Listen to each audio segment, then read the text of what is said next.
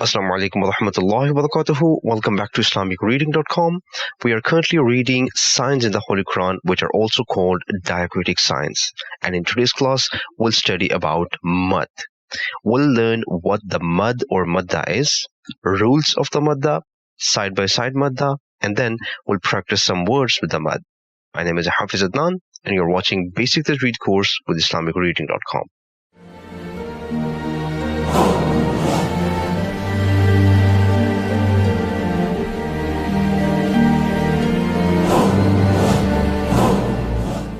Madh is represented by a small wave-like structure, and again, because it's a sign, it will also appear on the top of the letter. And the letter that has the Madh, it will be called Mamdood letter or Mamdooda letter. Again, it's just a term which means that a letter has a Madh. For example, if Lam has a Madh, it will be called Lam Mamdood or Lam Mamdooda. If Waw has a Madh, it will be called Waw Mamdood or Waw Mamdooda. Similarly, if Sod has a Madh, it will be called Sod Mamdood or Sod Mamdooda. The rule of the Madh is that a Mamdood letter will stretch the existing sound of the movement into the direction of the movement. In simple terms, you can say that Madh means stretching the movement direction. Madh has two types, letter Madh and movement Madh. If an empty letter has a Madh, then we will simply stretch the sound of the name of the letter. For example, if Jim has a Madh, we'll simply stretch its name. From Jim, it will be Jim. If Sheen has Madh, we'll stretch its name. From Sheen, it will be Sheen. And if Sod has a Madh, it will be simply stretched from Sod to Sod. On the other hand, if a movement letter has a Madh, we'll stretch the movement. For example, if Jim has a Fatha and a Madh, so the basic sound here is Jim Fatha, Ja. And if we stretch it, it will be from Ja to Ja. In the next word, the basic sound is Sheen, Ya, Kasra, Shi. So it's already stretched, but that is because of the Ya Madda. We still have to add the effect of the Madh. So from Shi, it will be Shi. We are simply stretching whatever the sound is below the Madh. Next is Sod, Waw, Duma, Su. Again, it's a Waw Madda, that's why it's already a bit long. But if we add the effect of the Madh into it, it will be more stretched. From Su, it would be Su. Remember, Madh means stretching the existing sound, whatever is below the Madh. If Madh appears on two or more than two side-by-side letters, then according to the Madh rule, we'll keep stretching the existing sound for each Madh. If two or more than two empty letters have Madh side by side, then we will simply stretch each letter's name one by one. For example, in the first word, Alif is empty, so we'll call its name. Then Lam and Ra have Madh, so we'll stretch their names one by one. Alif, Lam, Ra. Next example, three letters, Ain, Sin, and Qaf, all have Madh side by side. So we'll stretch their names individually one by one. Ain, Sin, Qaf. Third example, Alif is empty, Lam and Mim have Madh. So it will be Alif, Lam, Mim. Next is movement example.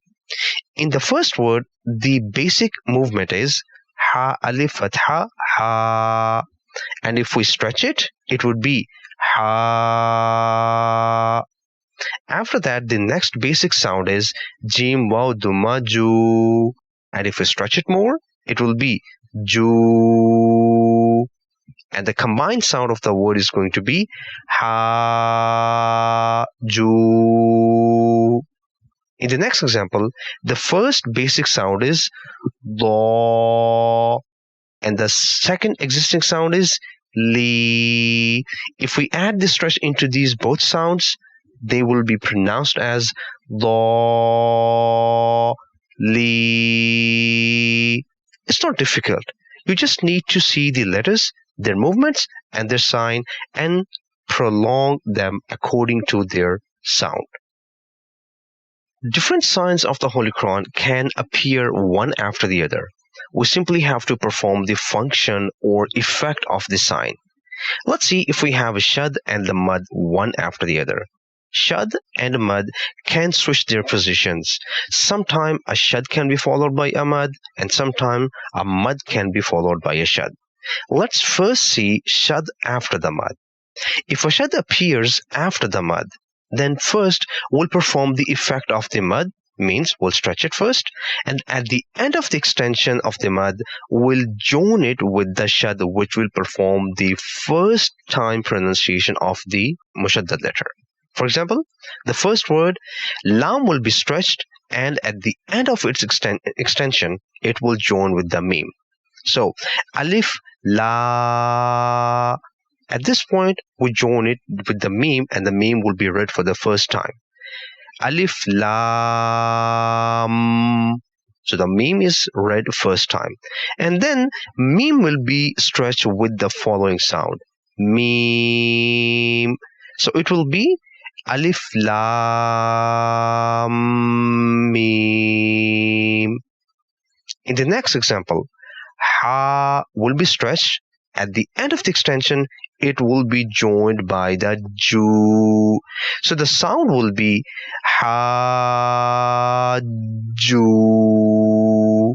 See, when we are at the end of the extension of the ha, then we join it with the jim.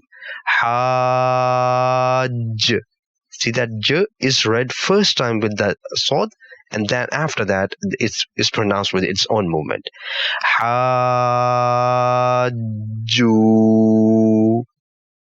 Next example. After the stretch of the do, it will be joined with the li, and the sound is going to be do, li. Next, let's see mad after shad. In these examples, we'll first perform the effect of the shad. So lam will join with the dod first, and then dod will perform the function of the mad. So it will be lad as a junction, and then do. So the sound of the word is going to be walad do. Next example. First sod will be read with the preceding sound, wow, and it will become was. And then sod will be read with the following sound, saw, and at the end we'll perform the individual letters ha and ti. So it will be was-saw-hati. Remember, no matter whichever sign appears and wherever it appears, just perform the effect of the sign onto the existing sound. That's it for today. Inshallah, in the next class, we are going to study the rules of the stop. Till then, take care. Assalamu alaikum wa rahmatullahi wa barakatuh.